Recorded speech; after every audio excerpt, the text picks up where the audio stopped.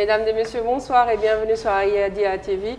Donc, nous continuons la journée de sensibilisation contre la Covid-19. Nous avons ce soir l'honneur et le plaisir d'avoir avec nous M. Tchoup Souleymane, qui est vice-président du comité olympique. Bonjour M. Tchoup, merci d'avoir répondu à notre invitation. Merci. On a également avec nous donc Dr Mohamed Bouya Soueilem, excusez-moi, qui est donc le médecin des équipes nationales. Bonsoir docteur. Bonsoir. Merci d'avoir répondu à l'invitation. Merci. Donc voilà, alors l'objectif c'est un peu savoir par rapport à cette troisième vague qui vient d'arriver, où vous en êtes, est-ce qu'il y a des personnes vaccinées ou est-ce qu'il y a une sensibilisation qui est faite pour vous au niveau des différentes délégations sportives rattachées au comité. Merci beaucoup. Donc tout d'abord je tiens à vous remercier par rapport à cette occasion qui nous est offerte au niveau du comité olympique pour nous exprimer par rapport à notre apport dans la phase de sensibilisation qui est menée par l'État pour lutter contre cette troisième vague de Covid-19. Donc il y a lieu d'abord de rappeler qu'au niveau du comité national olympique mauritanien, il est composé de ces démembrants qui sont les fédérations nationales sportives mauritaniennes, qui sont au nombre de 28 fédérations, donc toutes catégories confondues, puisqu'il y a lieu de savoir qu'il y a de ces fédérations qui sont des fédérations olympiques et des fédérations non olympiques. Et d'ailleurs, il y a lieu d'en parler puisqu'on est actuellement en face des Jeux olympiques de Tokyo, comme vous le saviez. Donc, par rapport à l'apport du comité, donc, on joue le relais à travers nos fédérations, nos différentes fédérations, pour vraiment faire la campagne de sensibilisation adéquate vis-à-vis d'abord des athlètes, des dirigeants, des cadres, du staff, et vis-à-vis aussi de la population de manière générale.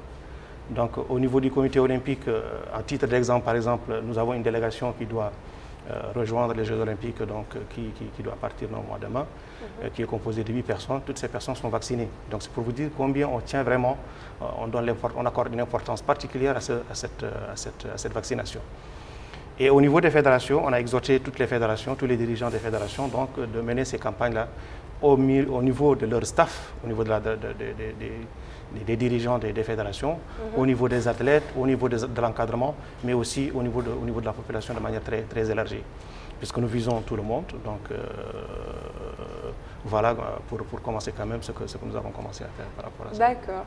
Est-ce que vous pouvez justement nous dire, docteur, comment le vaccin a été accueilli par la population mauritanienne? Et s'il y a eu justement des réticences, s'il vous plaît? Faut dire que bonjour, merci pour cette journée de couverture et de sensibilisation contre la Covid-19. Le vaccin, il y a du positif et il y a des choses qu'on espère que ça se passe mieux. Il est clair qu'aujourd'hui, on s'approche de 180 ou 170 000 vaccinés au niveau national. Certaines tranches de la population hésitent un peu et ils sont victimes de quelques messages erronés d'origine pas tout à fait crédibles qui circulent dans les réseaux sociaux sur ceci ou cela. Ce que j'aimerais préciser ici, que ce vaccin, et au-delà de ce vaccin, cette pandémie n'a pas donné au monde le temps d'avoir un recul nécessaire ou des années comme ce qui s'est passé dans les autres vaccins. L'épidémie est en flèche et il faut agir vite. Au niveau national, le vaccin, la Mauritanie l'a acquis très tôt. Les exemples de mise en route du vaccin ont été donnés jusqu'au plus haut niveau de la République, notamment le président de la République qui a reçu son vaccin devant tout le monde. L'ensemble du corps médical, des leaders d'opinion ont déjà reçu leur vaccin. Le vaccin, il est disponible et c'est ce qui différencie cette vague, troisième vague du temps, des autres vagues, que maintenant on a le vaccin et avant on n'en avait pas.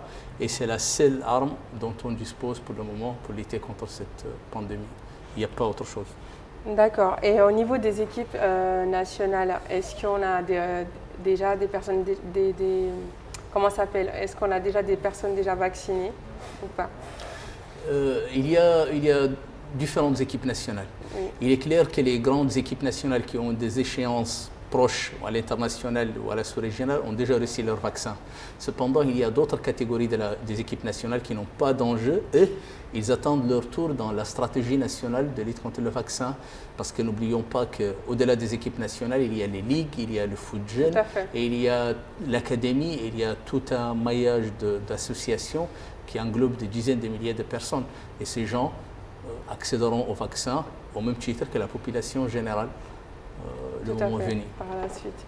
D'accord. Justement, dans ce cadre-là, est-ce qu'en attendant que tout le monde puisse accéder au vaccin et l'accepter, il y a les gestes barrières en tout cas qui ont été donnés, ils continuent à être pratiqués et dans les différentes fédérations de sport.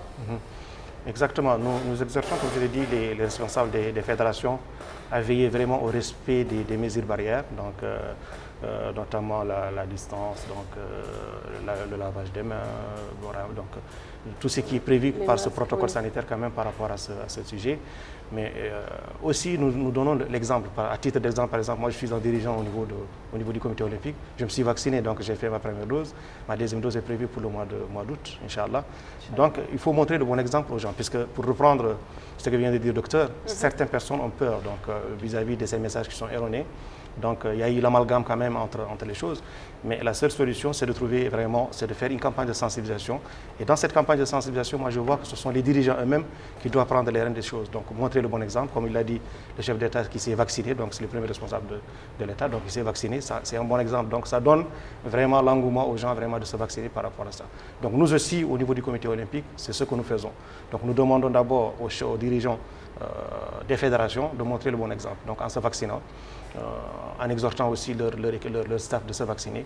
Donc, et voilà, pour donner le courage à d'autres personnes vraiment de le faire. Et nous avons aussi demandé, pour atténuer un peu les choses, demandé aux fédérations de mettre en berne aussi toutes les activités sportives qui nécessitent vraiment un regroupement. Par exemple, au niveau de la fédération de foot, c'est prévu qu'ils aient une compétition, mais c'est à huis clos. Au niveau de la fédération de basketball, donc on a annulé le championnat. Donc pas mal de fédérations ont annulé quand même le championnat. Donc c'est pour répondre vraiment positivement à cet appel de sensibilisation vraiment pour endiguer cette pandémie. Super. En tout cas, merci beaucoup. Je ne sais pas si vous avez quelque chose à rajouter par rapport à ça. Je rebondis sur ce qu'a dit M. le Président de la Comité olympique. Le vaccin et la sensibilisation, les différentes associations sportives, nous, dans le cadre de la Fédération de football, on a déjà adopté les mesures dictées par les autorités de pouvoir public, à savoir jouer à huis clos, l'interdiction de rassemblement et les mesures de distanciation sociale. Et nos joueurs qui sont de l'équipe nationale déjà sont en marche pour une campagne de sensibilisation au niveau national, dans les médias, les réseaux sociaux, tout ça pour fédérer le maximum d'efforts en vue de venir à bout de cette pandémie qui ne concerne pas que la Mauritanie, qui est un fléau mondial auquel nous sommes tous tenus à se serrer les coudes pour sauver ce qui peut l'être. Tout à fait. En tout cas, merci infiniment. Merci infiniment d'avoir répondu à cette invitation. Merci beaucoup. Et on remercie pour ceux qui nous ont suivis. Et on vous souhaite une bonne santé, et une bonne fête à venir. Et bien sûr, n'hésitez pas à respecter les gestes barrières et bien sûr à se vacciner pour ceux qui peuvent. Merci beaucoup. Au revoir. Merci beaucoup. Merci.